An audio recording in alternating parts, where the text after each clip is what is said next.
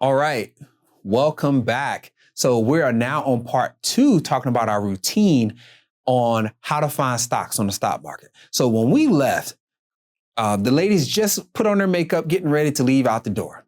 All right. So you leave out the door and you just happen to be buying a Ford Focus. Let me put out another disclaimer. I do not have any sponsorship in any of these companies. I am just giving you an example.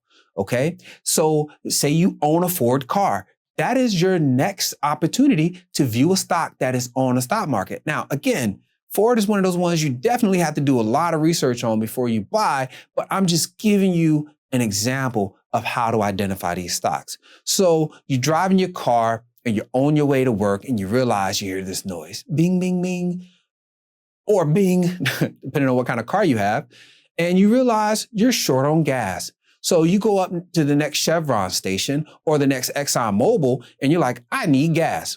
Well, just so happens ExxonMobil, Chevron are on the stock market. So there you go again. You're identifying these stocks.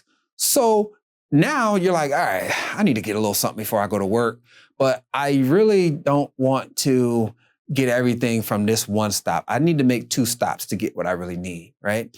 So you make a stop at McDonald's.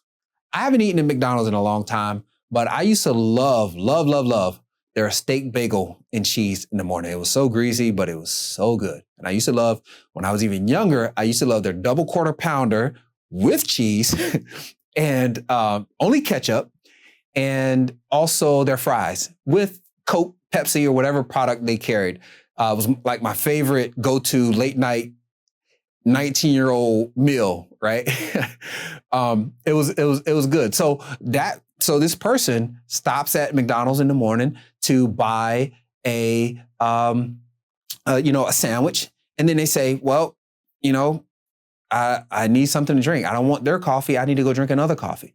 All right. So we've identified the car, we've identified McDonald's, and now we're about to identify that coffee. And you all already know where this is going. Starbucks.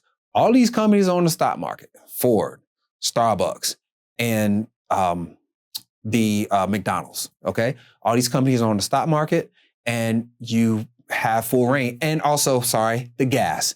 So we had the car, we had the gas, we had the McDonald's, now we have Starbucks.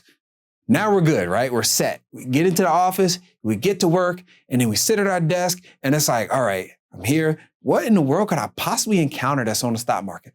Well, usually when you go in your office, unless you're in the creative field, you're usually going to be working with a Windows operating system, which I ain't even going to get into that. That's Microsoft. That's also on the stock market.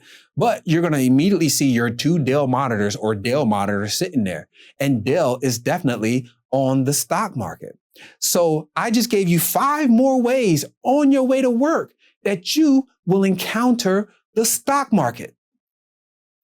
All right. So listen, I hope that video was helpful as well. Now we're going to move on to part 3. Click on that video that's going to pop up, and we'll talk about a more technical way that you can identify and find stocks. Thanks for watching.